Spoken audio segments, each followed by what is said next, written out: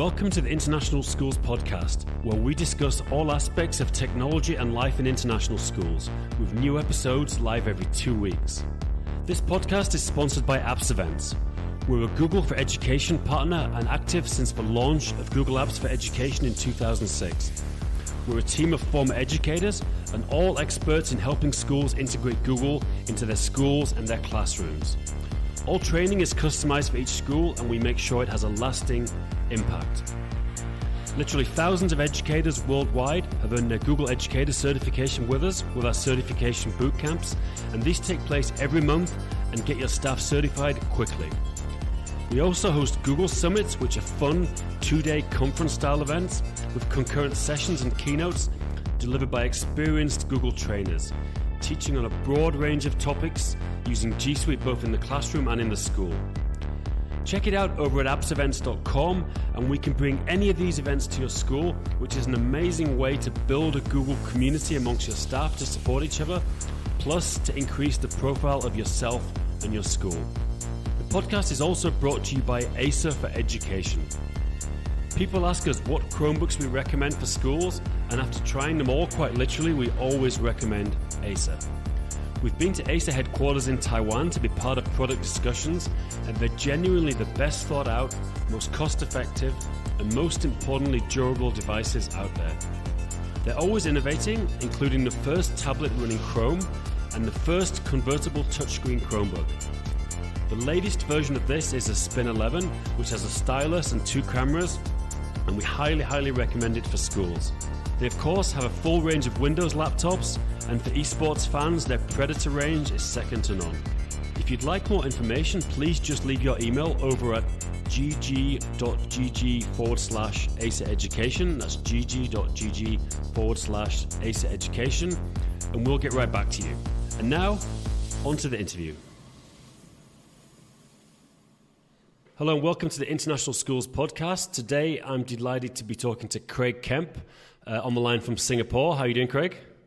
Doing well, thanks, mate. Thanks for having me. Yeah, well, so I've known Craig for a while. Basically, as I've mentioned on the podcast, we run AppsEvents. We run Google training and certification all around the world, and now EdTech certification, by the way. I'd like to put that out.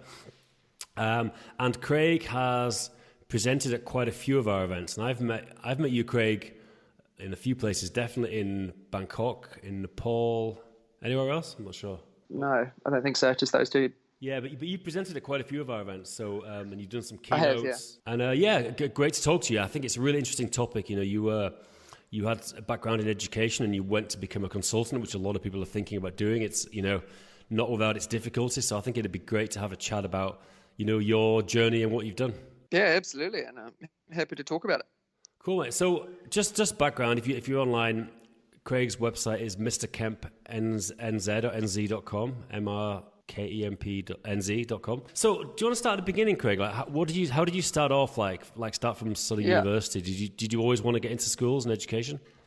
Yeah, it's an interesting one. I mean, growing up in New Zealand, my dad was head of IT at Nelson Hospital. So we grew up in a small town called Nelson at the top of the South Island of New Zealand. It's where the ferry goes to? Have you? Yeah, the ferry goes there, doesn't it? Yeah, really close. Yeah, it goes to Picton, and it's a short drive across. Yeah, It's a beautiful part of the world. Absolutely love it. And so grew up there, lived there my whole life. My parents still live there now. My dad is an IT manager of a hospital, so was always around the latest bits of technology growing up in the 80s and 90s. He was always keen to throw around, create a computer, build it, let us play on it, all of those sorts of things. And my mum, actually, the whole way through of my schooling, of my primary schooling, she was just a volunteer. She was a stay-at-home mum and a volunteer at my primary school. I moved off to intermediate and high school, and by the time I got to high school, she decided that she wanted to retrain. As a 40-year-old in the workplace, wanted to go back, do some training, and become a teacher. Throughout my high school time. I always love seeing people who make mid-career changes, and especially, I mean, even if it was even less likely then. I mean, it's becoming now. It's much more likely, but it's great to see always. Absolutely, I love that, and I think that's one of the reasons why I still have that continuous drive and thirst for learning. And you pointed out earlier on that AppsEvents is now ISTE able to do ISTE certifications, and I'm in the middle of my ISTE certification right now, actually. So as a side note to that, I mean, that's sort of where I've got my thirst and drive for learning and that continuous hunger to learn. And so, yeah, I went through high school, got to the end of high school and thought, geez, I don't know what I'm going to do. I have no idea. I want to go away and do something. So I thought for a while, went to the careers counselor and she said, I think that you're perfectly aligned to be a teacher. It's not something I'd ever thought about. And I thought, I've got no idea what I want to do. I thought I wanted to do something with sports medicine or sports science. So sort of aligned my topics in high school to that. Went away to teachers training college. From the moment I started the practical element of teacher training college, I loved it and I was hooked. And from there, I trained as a primary school teacher and moved. After the end of my teachers college training, I moved down to Dunedin at the bottom of the South Island. And got my first full-time job. And I worked down there, lived down there, decided that after 7 years of teaching down there and almost 8 years of teaching and living down in Dunedin to make the move to Singapore. So in those first 7 or 8 years of teaching, I sort of took on a few hats, I guess. So when I left, I was deputy principal. I took on the lead ICT. We were with one of the first schools in New Zealand to roll out a one-to-one iPad program, starting off with just a few iPads when it was first released 10 years ago, and just went from there. And we sort of leading the way with what we were trying to do with kids in classrooms. So I'd always had that hunger and thirst for technology. Moved over to Singapore with my wife the year we got married. Been here 8 years now. Sorry to interrupt. Yep. What No. Because so I guess you were doing a combination of you doing some teaching and some sort of technology stuff. Was it like a mixed role, I guess, in the beginning? Yeah, so actually in my primary school it was almost all teaching, so I had 100% teaching load, and everything else was sort of like a passion, just doing it because I enjoyed it. So doing the IT integration, running PD for staff, setting up the iPads, using it as sort of a model in my classroom. Had a really supportive principal, and I think that really helped, having a leader that was willing to support me in what I was doing. Massive. So yeah, it was really extra. Great. Now, how did you why did you think about working for international schools? Because obviously I've had quite a few people email me, listen to this, who are like, thinking of working for international schools. And I can see why personally. I love working with international schools. That's kind of why I gave the name of this podcast. It's great. I mean, some people, do you think it's a good way to do it, to work for your local country and then go into it? Or do you think, it's good to jump straight into it? And also, why did you want to go work for an international school? I personally think, so in New Zealand, as part of your teacher registration, you're required to teach for 2 years full-time coming out of university before you can have your registration confirmed. So I think, depending on the country you come from, I think having experience teaching a diverse range of learners, having interactions with a diverse range of parents is kind of key before you move to an international environment. It's very different. I think the reason why we decided to move internationally was we wanted to change. We wanted to do something different. We were both young. We were in our late 20s and we wanted to do something different. So we just came to the decision. My wife's not a teacher, so came over, both of us just decided to apply for jobs. She works in marketing and communications, and we just made the call together that we will just go wherever we get our first job. And it just so happened to be here in Singapore. And did you go to one of the international school teacher fairs, or how did you get the job? Yeah, interesting. No, I didn't. I actually, funnily enough, had no idea they even existed. I think for a lot of people out there, my source of being connected is Twitter. And I didn't really understand the whole idea of international school teaching because I worked in that bubble of national, local primary school, doing my thing, working with the New Zealand national curriculum. I had no idea that this sort of lifestyle and this sort of world existed until my cousin actually was teaching internationally, and I sort of chatted to him, learned a little bit about it. I actually went to visit him when I graduated high school, and he was teaching in Nairobi in Kenya, and it was a real eye-opener for me to the world of international education, and honestly, we haven't looked back, and I'm at the point now where I would love to be able to go back and support New Zealand education and do some things there, but I really don't think I could go back to living and teaching in New Zealand just based on the experiences, the amazing day-to-day life I have here as a teacher and now as a consultant. It's funny. you say that, like I started working with international schools 10 years ago. I worked with the International School of Prague. I was in the Google area. I'd never worked in education before, and then I started working with them, and then it was really a bunch of fortuitous events. That we ran an event at International School of Prague. We had people come from the US, from Bangkok, and then I started working with these guys. But I was like, I didn't even know about this world of international schools. I'm like, wow, I would have gone into it 100% from university. I didn't even know about it. It was, I knew about obviously the UK education system, which honestly I had pretty negative views on at the time. I went to school in the Thatcher years when there was a lot of industrial action with teachers. There was a lot of, I'd say, low motivation generally, like about pay and conditions. I'm sure some of it justifiable, but it ended up, we were kind of losers, the students, So I didn't have a very positive view of education, honestly, growing up.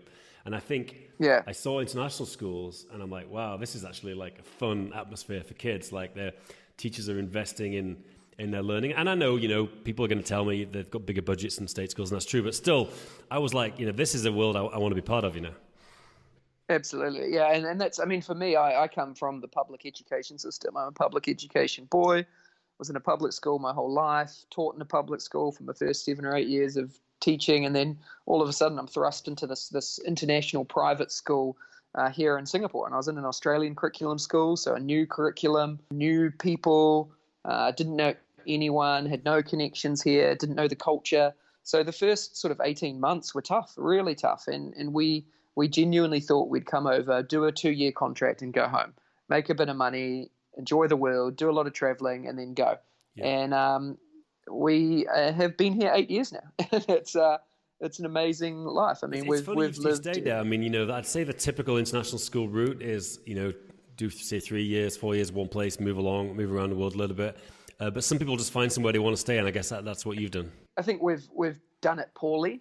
I look back now and I wish that we didn't start in Singapore. Singapore is like the golden relic of teaching places. It's a place where people come and they don't leave. We wish that before we had kids, we'd tried out the Thailands, the Cambodias, the Laos, the Indonesias, Malaysias, the other parts of Asia, because we absolutely love it. Even Europe. We wish we'd done something different. Now we're here. We've had 2 kids here, 6 and 2 now, and it's a pretty good lifestyle. It's pretty safe. It's clean. It's everything you want, and we've got that, and it's great fun. When we moved here, like I said before, we thought we'd be here for a year or 2, and we've made good friends. That's part of it that we had to get used to as well. Friends come and go, colleagues come and go. It's sort of that nature of international teaching is that people will come and stay, and it's very contract driven. So you get very good at meeting new people. You get really good at networking. You get really good at those sorts of skills that are transferable back if you ever want to go back. It's interesting. Yeah. I've got a confession to make on the podcast because I've been to Asia, as like millions of times. I'm there a few times a year. I've never been to Singapore, which is kind of crazy. I've been to Hong Kong. I don't know how many tens of times I've been to Hong Kong. I've been to every single country in Asia. Even the small ones like Laos and Cambodia and all these places. Never been to Singapore. It's just bizarre chain of events how it never happens. But you're the first person who's been on a podcast living there. Like, what was it like?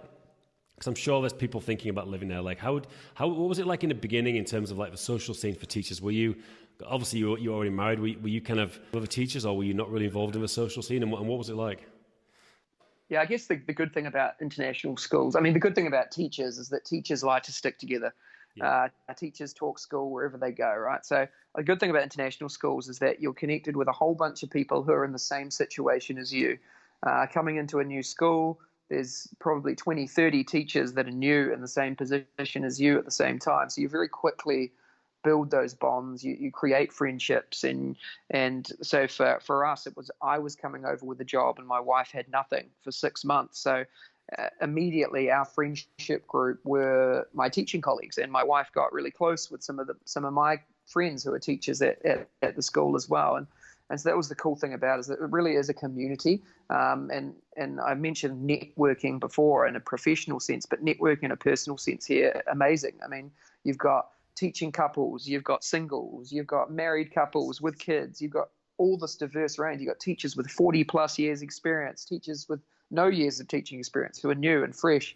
And everyone's here for different reasons, but everyone here is here to look after each other too. And that's the kind of feel that I have. And now I'm sort of, as I think forward to now, I'm not in a school teaching anymore. I'm consulting, but I have kids in the school, and I still connected with the school that I was teaching at, and my kids are there, and I still have that connection with them. But now I have that connection as a parent, which is another aspect to all of this as well. As living in a foreign country is really different. I mean, Singapore is a Western country.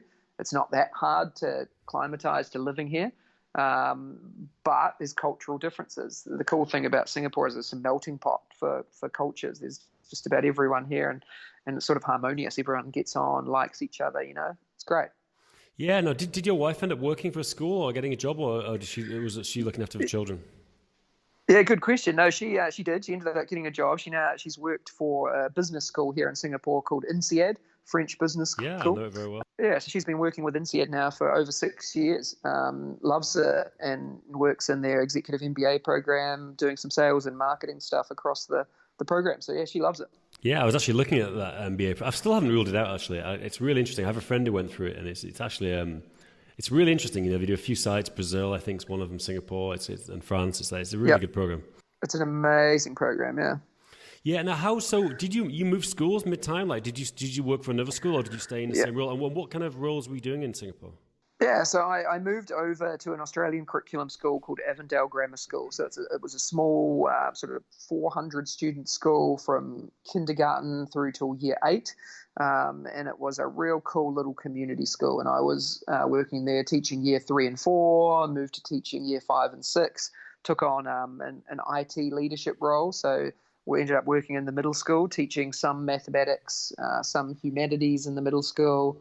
And then the rest of my time was in technology integration, supporting teachers across the school in integrating technology. And that's sort of where I found my feet, I guess, with my role of being an educator that supports teachers in using technology authentically and purposefully. And that's sort of my base ground. That's where I learned to do everything. That's where I learned myself. No one was doing it for me. I went out and went on Twitter and did all my self-learning, and I took courses, and I did my own stuff, and I went overtime to make sure I was the best at what I could be in that field. So after 3.5 years, I was ready for a change, ready for something bigger and better, and an opportunity came up at a large international school here in Singapore called Stanford American, 3,200 kids, 500 teachers, kids from the age of 2 through to 18. And an opportunity came up as a director of technology and innovation. And I was lucky enough to get that. And I worked at the school supporting teachers, growing a program, developing a strategy, grew our coaching team from just myself through to a team of 5 by the time I left that supported our school and the way technology was used. All of those people off full-time, supporting off timetable, supporting other teachers and how they use technology, developing programs, running PD, supporting parents, community, and it was really inspirational. So that's one of my favorite decisions and moves was leaving a job I loved, and that feeling of leaving was really tough, but moving to a new role was incredibly rewarding. Definitely. Now, where did you? I mean, I think one of the things people listening to this are going to be the most interested in is becoming a consultant. 'Cause it's something a lot of people talk about, and a few people do. Where did the idea come? And was it a gradual thing, or was it something you decided you wanted to do? Because I think it'd be great to get into the actual logistics of how that came about and how you built that kind of side hustle to be a business. Yeah, it's funny because I my whole life as an educator, I've actually hated the idea of being a consultant. I've hated the idea of learning from someone, and the idea of a consultant to me, and probably many of the people listening, was someone who is no longer a teacher, no longer understands the way teachers do things, disconnected from schools. I always thought that I will never do that. I will be a teacher and I'll do my thing and I'll support kids and I'll help parents. I'll do that for the rest of my life.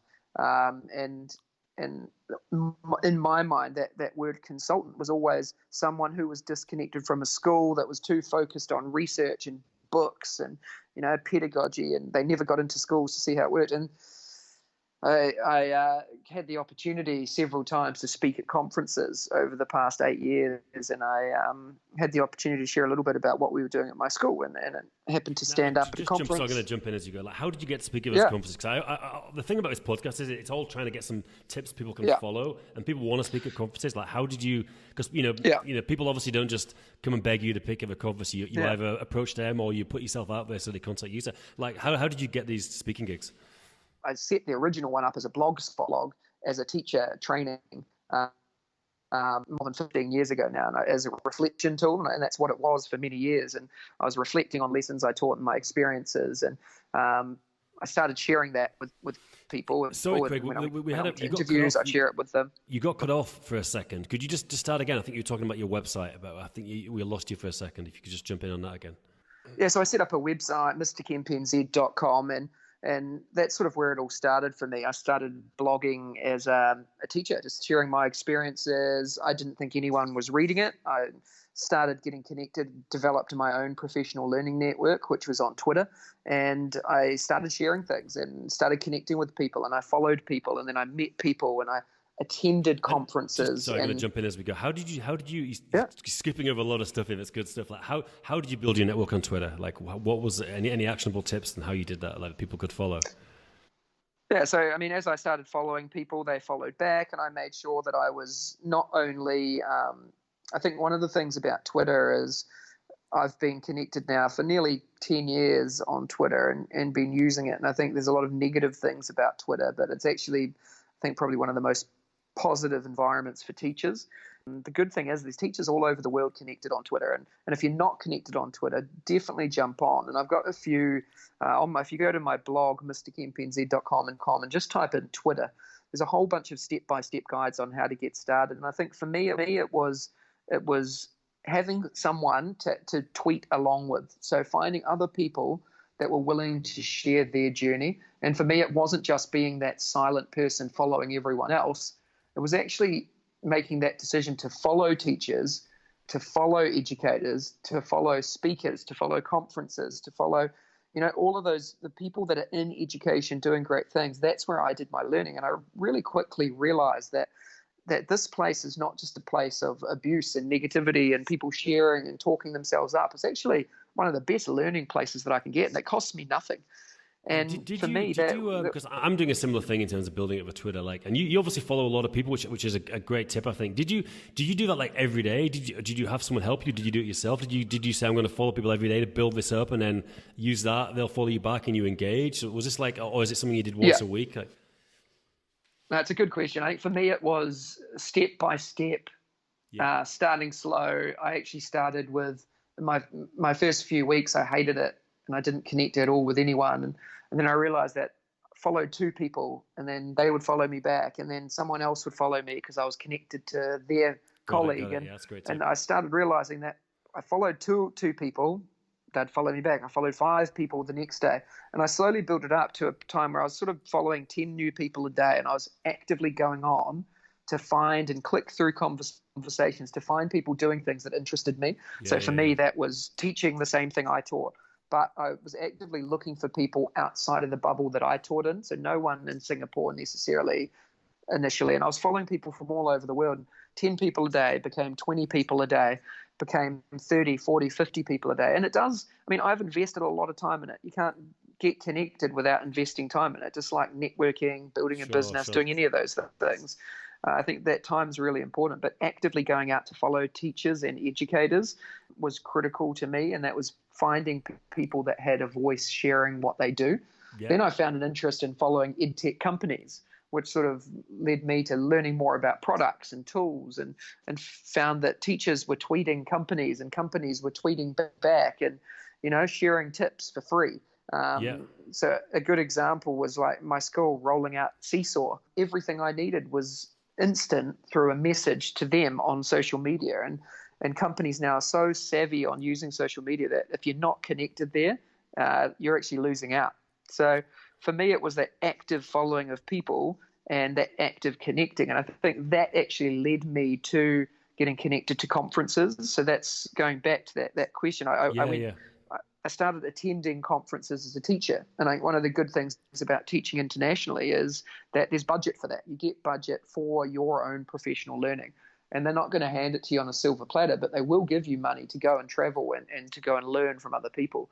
So I took advantage of that. And when I was at conferences, I tweeted, I used the hashtag, I had meetups, I met with people, I grew my network, I followed the hashtag and followed everyone that was at the conference. And, I was actively trying to grow my network because I knew that was the best way for me to learn, and probably in a really good way that I wasn't really actively seeking, is that it actually helped me in my consulting business in the future as well. So anyone sort of thinking of consulting in the future, this professional learning network of teachers, if you're looking at consulting to educators, get in and get connected with them, because I've found now as a consultant that a lot of my work comes from the people that I've been connected with, because with the connection comes that whole new level of trust, authenticity, that I'm sharing things that I'm actually doing. Sharing snaps of things that I've done at school, and actively sharing blog posts. And I think that idea of giving back for free is something that's not done enough, and there's not enough people out there willing to step out and say, hey, this is what I'm doing in my classroom. This is probably the best thing I can do as a reflection tool, is to share my practice with you. And I think if people can do that more, I think you get so much more from it, and that Definitely. Growing of your network becomes that little bit easier. And you so obviously, you're growing your Twitter now. Talking of conferences, I mean, you were attending conferences. I mean, what I found as well is, like, you can attend conferences, and often you realize that there's often conferences need speakers, and you're probably not going to get paid to speak, but that that shouldn't concern you in the beginning. And even now, I mostly speak for free. I think it's a mistake to always, there's often good opportunities from that. But did you just attend conferences and then say, look, I'm going to present, or how did that come about? Yeah, it came from attending and then going, I can do that. Like go to a session on Flipgrid or on G Suite, and I'm doing that in my classroom. Sure. And then really just plucking up the confidence to there's abstracts all the time, abstracts for teaching. And if you are attending a conference, or a conference in your area, the best thing you can do is send them an email, reach out to them, say, hey, I'd love to talk next year at your conference. Yep. Give yourself time to develop that confidence, to run the session with your teachers at your school or with your colleagues or friends, and build up that confidence. And actually, to start with, I ran a session with a colleague of mine. We actually went in and did it together. And that's a really good way to start as well. But put your hand up. I mean, if you're in Asia, AppsEvents is the perfect place to put your hand up and say, hey, I'm doing X, Y, Z with things, or there's conferences all over the place, wherever you're listening from. Yeah. Jump in and just reach out to people and say, I'd love to speak, I'd love to share. And it's the foot in the door. I mean, like you said, Dan, I am lucky enough now that I've been on the speaking scene and sharing scene workshops for 8 years sort of in Singapore, and I'm lucky enough now to get paid for several of the things I do. But just like you, I do a lot of things for free as well. Conferences in Singapore, conferences around the world. It's just one of those things you do. And I love it. And I think it's the best source of learning as well as sharing. I actually continue to grow my network now through speaking. But also as a speaker at a conference, a lot of the time you get a discounted ticket or a free ticket. Yep. To the event. So it's a really good way to give up your time. You run an hour workshop, and back for that is a few hours of workshops, and you get back a free ticket. So it's the best way for me to sort of make the most of my money as well. Definitely. And like, tip to conference organizers, like, please give speakers a free ticket. We do it for all our events. It's kind of, it's fine. You've got to make money as an event, or you've got to at least not lose money, but sometimes I'm like, why are they making me pay to this event? I'm giving up a lot of time to visit. But exactly. It's life. It's supply and demand, I guess. If they're gonna, if they know enough people want to come, they'll do it. Exactly. Now, we've talked a lot about Twitter. Actually, I'm not transitioning, because I'm really focused on Twitter, but I'm getting more focused on LinkedIn now. And I've realized, especially like in leadership levels at school, I've kind of maybe been blinkered to Twitter and maybe missed a little bit on LinkedIn. Are you active on LinkedIn, or are you really focused on Twitter? It's funny because what you described is exactly my story as well.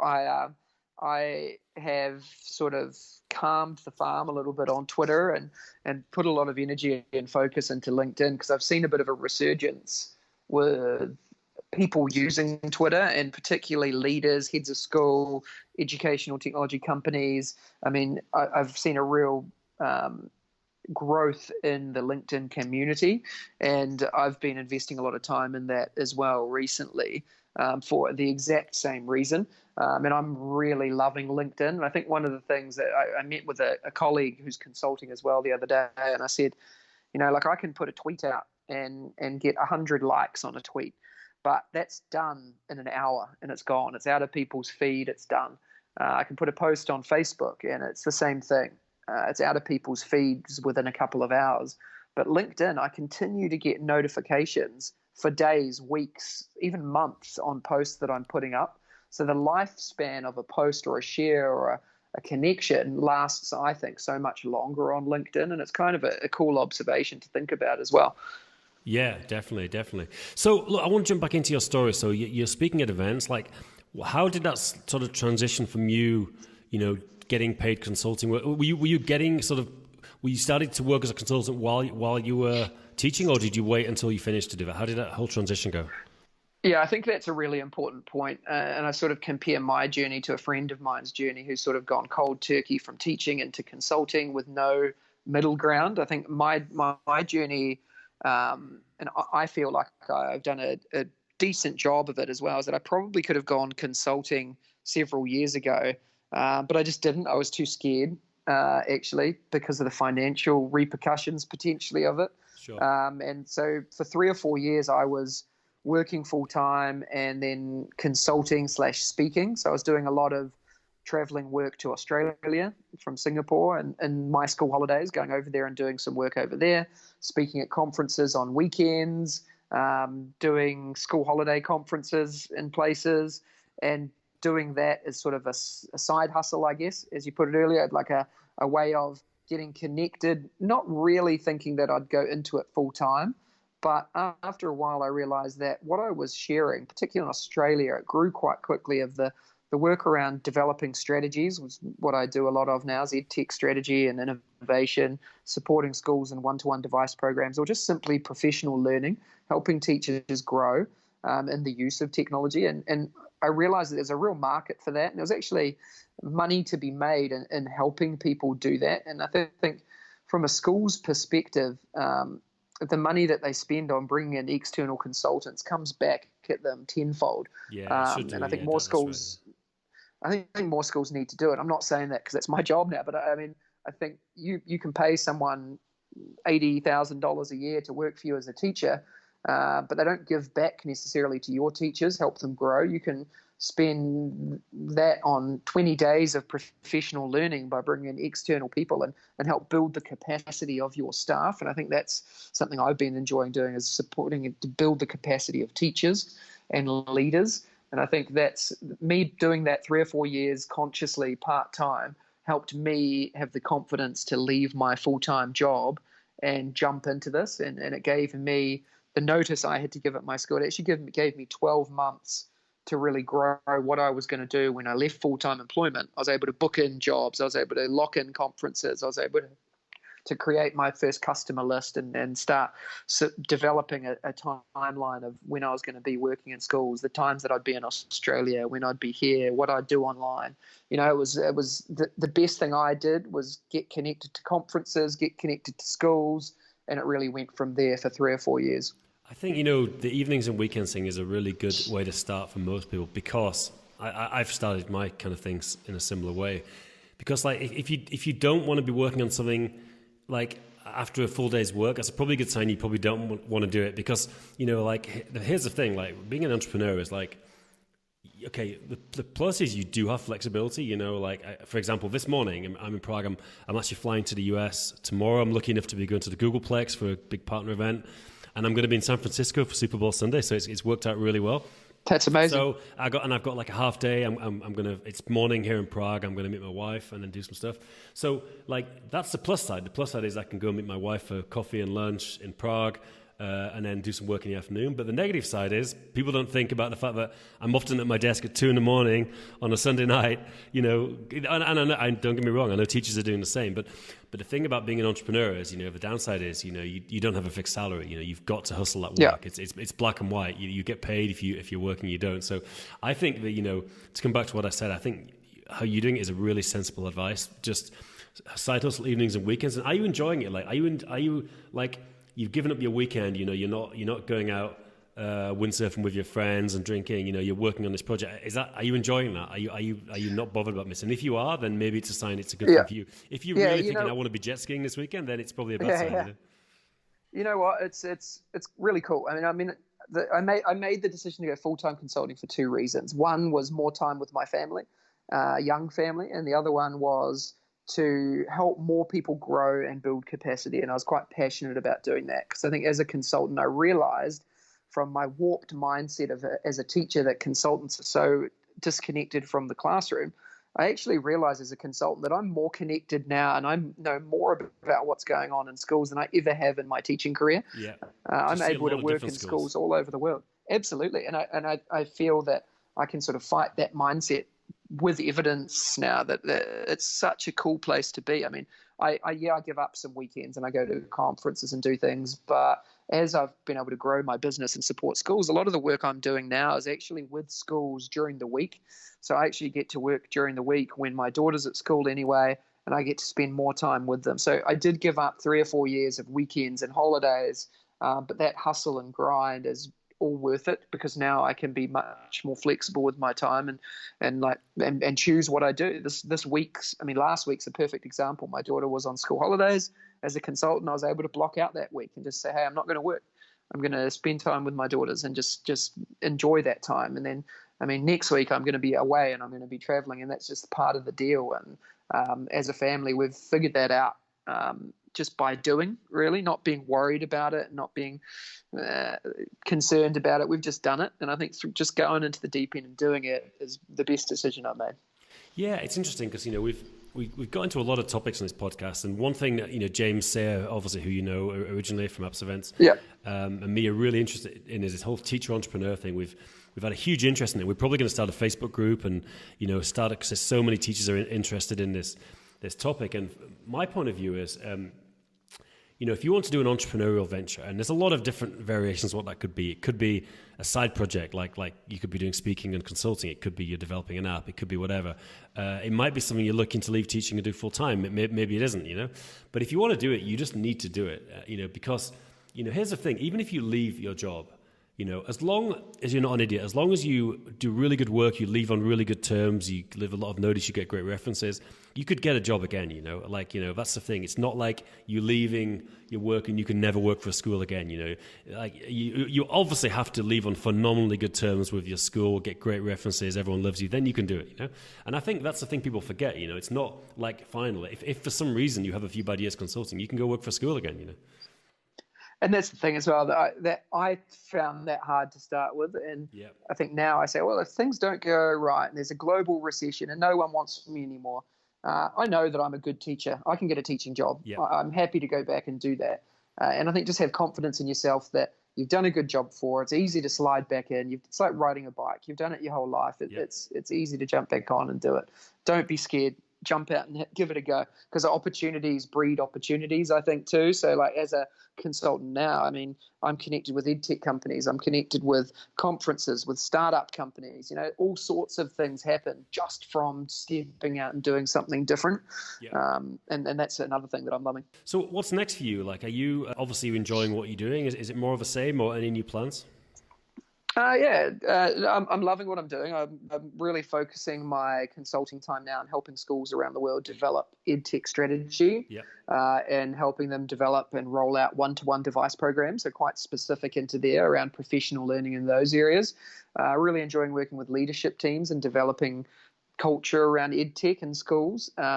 The other things that I'm doing, I'm working with an EdTech accelerator program here in Southeast Asia called EduSpace, which is one of the first EdTech accelerators in Singapore and Southeast Asia. And I'm working as their educator in residence, supporting companies be better connected to schools and help with the education side of things with that. So I'm really excited about that. Send me some kicking information off in a few weeks. I'd love to get involved in that kind of thing. So I'd love to see what you're doing with that. Definitely will. I'll send you some details. The guy's name is Nico Lindholm. So he's done this in Finland before, and I'll definitely connect you up. Other things that I'm doing, we're starting up a sub-teacher company here in Singapore called EduBase, which is connecting high-quality sub-teachers to schools. So just the opportunity for time, I'm just really enjoying doing some diverse things, working with EdTech companies as well to support the way that they roll out teaching programs, supporting companies actually roll out into Asia as well and get connected to Asian schools. So there's all sorts of things happening. I'm really enjoying it. And the diversity of my role is pretty special.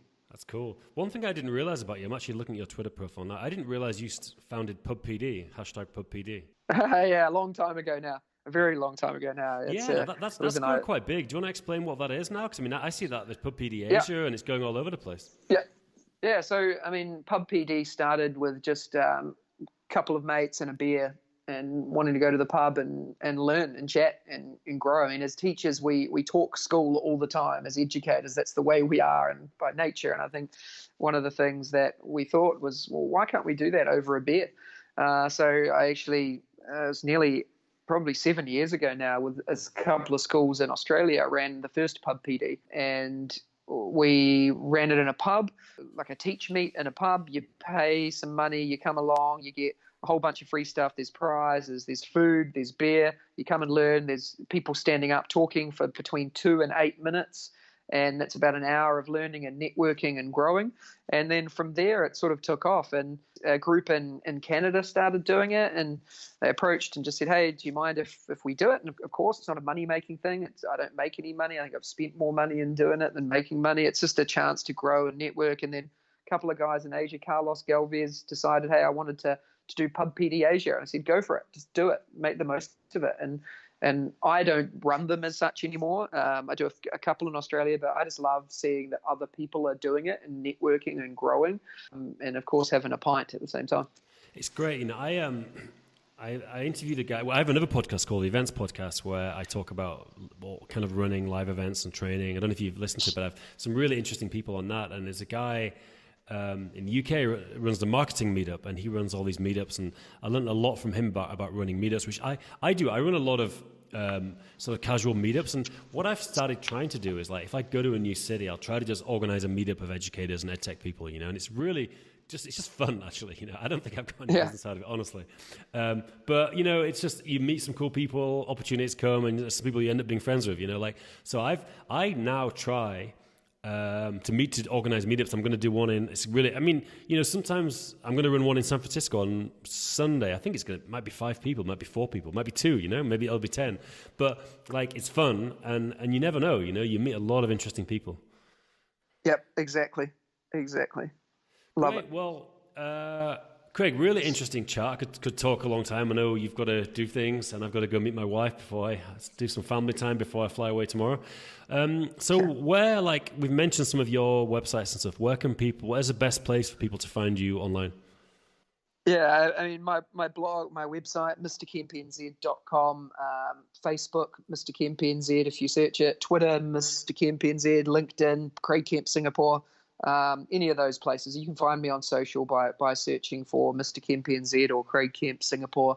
Always happy to connect, always happy to help people grow as well, and learn. Always happy to answer questions, and of course just reach out. I'm pretty contactable.